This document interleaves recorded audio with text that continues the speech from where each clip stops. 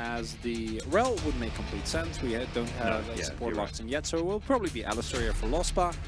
But I don't think you're going to care too much. I don't think the Rel is like hard counted by any means. And now here for Thanatos, I would love a Rumble if that is something that he feels comfortable playing. This would also be great. Does mean that you're full AD, but Aatrox is so much stronger than he was. Like, I think the nerfs, or the buffs rather, really put him over the top. He's also on the chopping block for next patch, which, you know, happens a lot where they buff a champion. But that's a rock! Oh, I love that.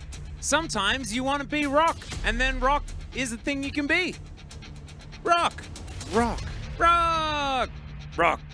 Yeah, because looking at the Gen.G comp, this will be a 2-threat comp, and a lot of it will be just burst. So Thanatos presses R on Carfe, and then Carfe can like flash it, or he dies. Yeah. I kind of love it.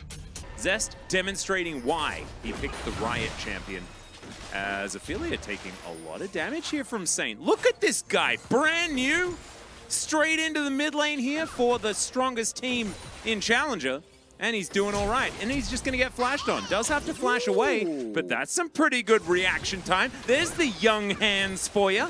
There's the Zoomer hands. If that hits, he is dead. I think he's the generation after Zoomer. I don't want that Poolbay guy, or something like that. You never really know, as that all-out was not exactly what Zest wanted, I don't think, but still, the ultimate has to be used here from Thanatos to get himself out of there, because his flash was still not back up yet again. Yeah, you're basically a punching rock. In the beginning of this lane, you don't really have any meaningful damage to speak of. If Carfe dies here, the game gets extremely hard, and I think he might be... Yep, he's looking to run away. I think staying near your turret would have been a good idea, as Lucid was trying to pick the ultimate, but it did not work out. First blood going over to Rahel. Kind of gorgeous. With the BM, really clean. I like there as well from Lucid. What he did was he cleared the ward, and then he walked away. So the vision before it falls off shows him walking away, which is why I think Carfe fought. Oh!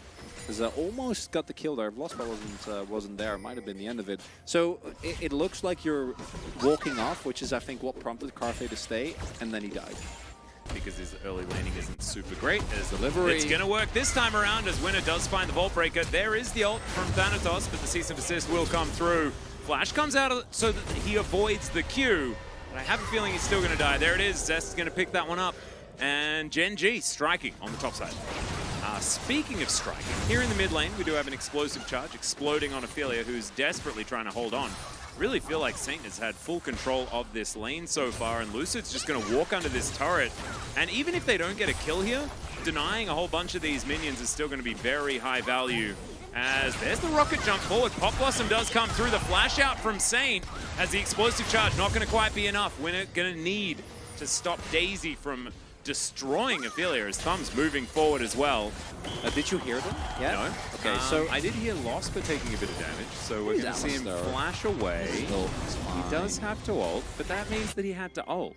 Well, true. Yeah, I mean, I'd argue that I still don't.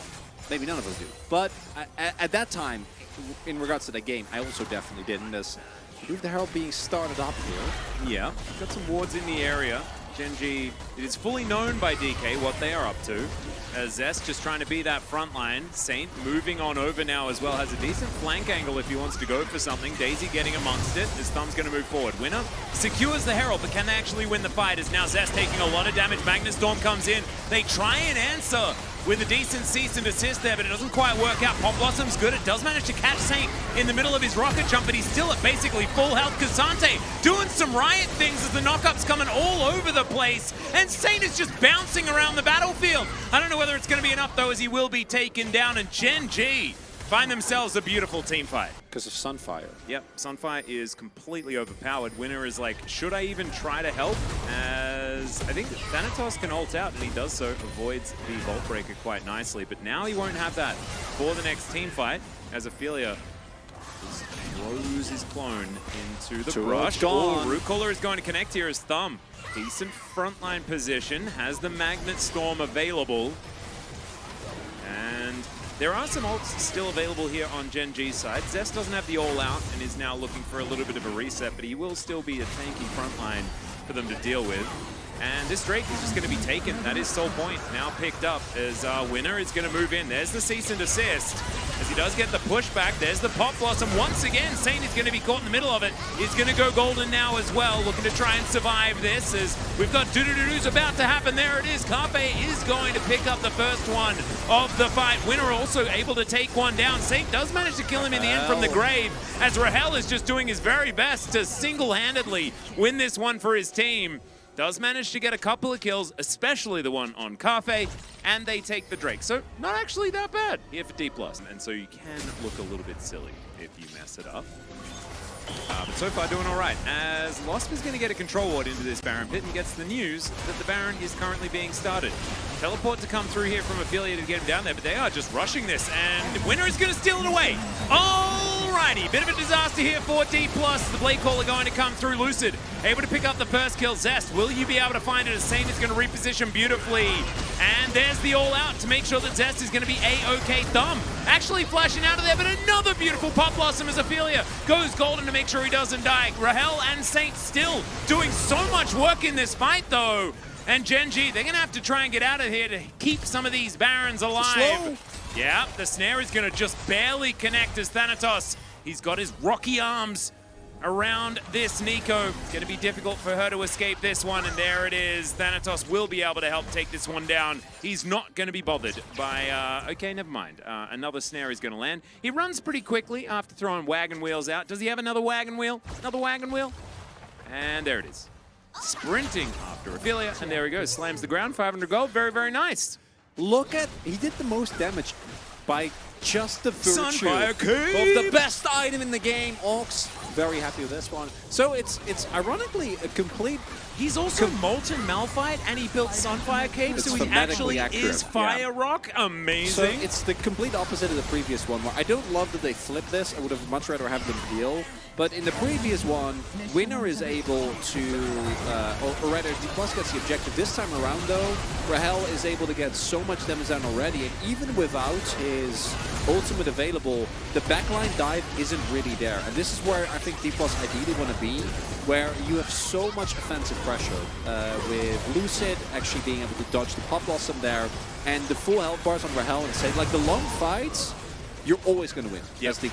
D+, if they get Ocean Soul, are going to be feeling a whole lot better because it makes it so much harder to burst people down. Ocean Soul Ivern as well just sounds really broken with Trigger Seeds being able to reset over and over again. They spot him. Yep, control ward here in the pit, as one going to be taken down here as well from D+. Saint looking for that flank angle. We'll see whether he can do any special deliveries as he gets into this brush. He gets spotted. Yeah, he's going to have to hop back out again. There we go. It was just a blast cone, so he did have his W back up, but doesn't have it now as they're going to dive forward. Ophelia, that is the wrong one, but they still managed to zone utilizing that shape splitter. I really like it. Thumb just tanking up these boys. And that is going to be a Drake taken by Malphite. Okay, it's a bit silly as Pop Blossom is going to connect into the backline. They take down the Zyre. It's a massive team fight win here for Gen.G. They lose the soul, but they don't seem to care. Thanatos, Sunfire Cave! It's not going to work. And that is going to be an ace for Gen.G. Can they just win the game? Ooh, I don't know. No. With the, I think with 4 turrets still being in the way, at the very least they might actually. Yeah, no, I think they might. I think they can because they should be able to, right? 40 seconds. They're at the very least going to get the init. We'll see how far they can get in the Nexus turrets. But yeah, I know. We got 4 seconds on Thumb. It's done. 100%. I have a feeling it's just over. It is done so. Ooh, man. Gen.G really finding the team fights here. Sometimes you trade Soul for Nexus, and it doesn't really work out because, of course, the Nexus is a pretty important part of your game plan. And so D+ going to fall to the hands of Winner and the gang. Gen.G looking fantastic. I love that the photo of Ophelia was taken back when he had his dope mullet. So, big problem there is that, yes, they get the dragon, but the engage from the team didn't really end up working out. And I want you to pay attention to how much damage Rahel is able to do in this fight. Because I'm going to tell you right now, it's close to enough. It's not a lot, and they really need him to do damage. Because Fun goes in, but the rest of the team isn't ready, and then they just overforce. And you know, I did vote, in fact, for Ophelia because of this. Oh my god. I haven't voted at all. Yeah. But I'm definitely voting for Ophelia as well. Yeah, I do think that is the only call. And the moment that he dies, that's it, right? They don't have the damage. This is a 2-carry composition. One of the carries gets immediately blown up. Able to work with this Nico is, Thanatos, you did well. We are proud of you. And Soul for Nexus, Gen.G just better team fighting in this one. And I think the Nico, we've seen it drop off a lot, and I do think it's a lot fairer than it is, but the pick was literally like basically 100% win rate and permaban. I think we might kind of crank up the priority again. I think that this is one of the transitional periods. Like this is a mistake from D+ to let that one through, and especially banning Ahri and not banning Nico is like DK deserved to lose. I would actually do the opposite. I think that because of Vi specifically, I would just ban Azir, because I think Azir in this draft is kind of whatever. You have 2 AD carries that actually can deal with it fairly well. Yeah, fair. Tristana, Azir is fine. I think Ahri, Vi can be really hard to play mid-game against. True. And Ophelia is going to pick up the POG pretty understandably here on the Nico. Absolutely fantastic play up against the new player of D+, who laned quite well. And then Team fought not necessarily so well immediately afterwards.